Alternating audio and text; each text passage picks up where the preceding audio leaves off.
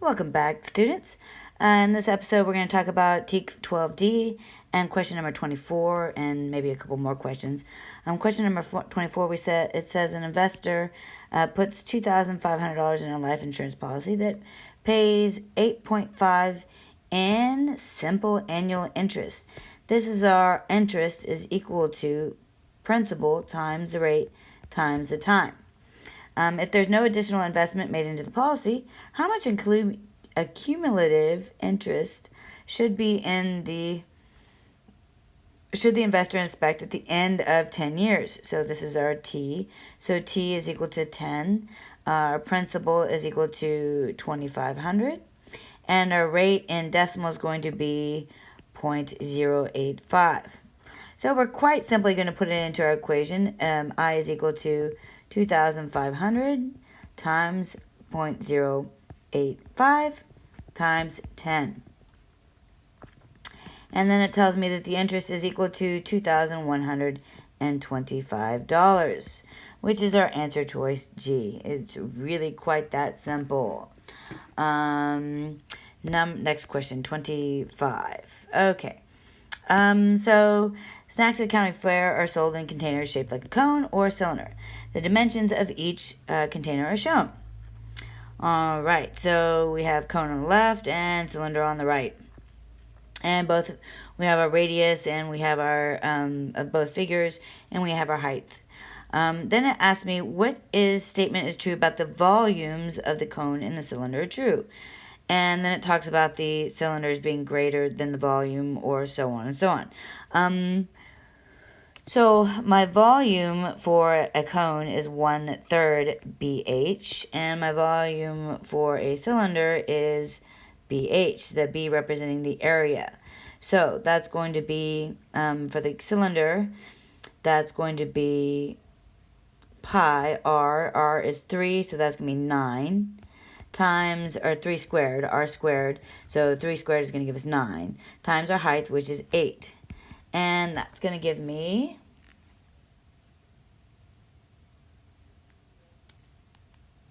9 times 8, it's going to give me 72. So this volume of the cylinder is going to be 72 inches cubed. So let's look at the volume of the cone. So that's going to be volume is equal to 1/3 times same pi r squared. So that's going to be pi, and our r in this case is 4 squared, so that's going to give me 16 times the height of this cylinder, which is 12. So 16 times 12 times 16 times 12 divided by 30 will give me 64. So the volume of the cone is 64 pi. So that's going to be approximately 64 times 3.14.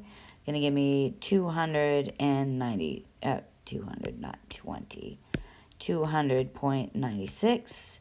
And this is going to approximately give me 72 times 3.14. It's going to give me 226.08. Again, that's inches cubed. Again, that's inches cubed.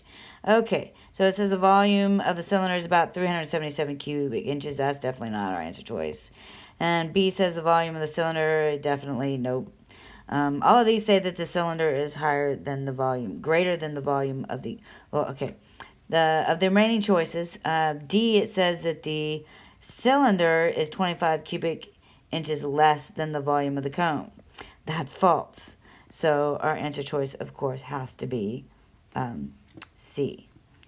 All right. So now let's go to number 26.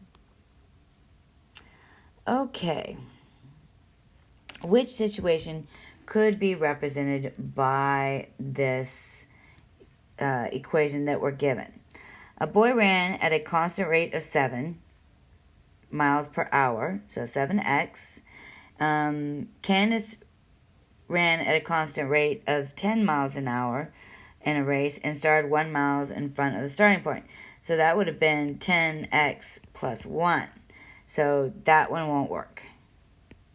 D, Brody played a game where he scored 8 points per hour. Nope, that's 8. We got 7 and 10. Okay, Brody went into 2 different amusement parks. The first park charged $7 per hour, and gave a $1 discount for showing a student ID. Okay, well, that should be minus 1. The other part charged $10 per hour, so that's 10x. This is 7x. What is x in the numbers of... So that could work, but that should be minus. Let's see what the last one says. All right. So Brody rode his bicycle on 2 different days. The first day he rode 7 miles per hour and started 1 mile from his house. Okay, that looks promising. 7x and then plus 1. The second day he started from his house and rode 10 miles per hour. What is x, the number of hours that Brody would have ridden his bicycle to travel the same distance? Well, that is our answer choice right there. That matches 10x. That matches the set of equations that we have here. 27. I'm going to do this one real quick. It's easy. All right. So the coordinates at the endpoints are given Q and R. The measurement closest to the length. Length, we're talking about distance. Distance. That's going to be x minus x squared plus y minus y squared. So that's going to give me d is equal to the square root. So we have 8 minus 5 squared plus 2 minus 7 squared. Okay, that's going to give me d is equal to the square root. 8 minus 5 will give me 3. 3 squared will give me 9. Plus 2 minus 7 will give me 5. 5 squared is 25. 25 plus 9 will give me 34. So d is equal to the square root of 34. And the square root of 34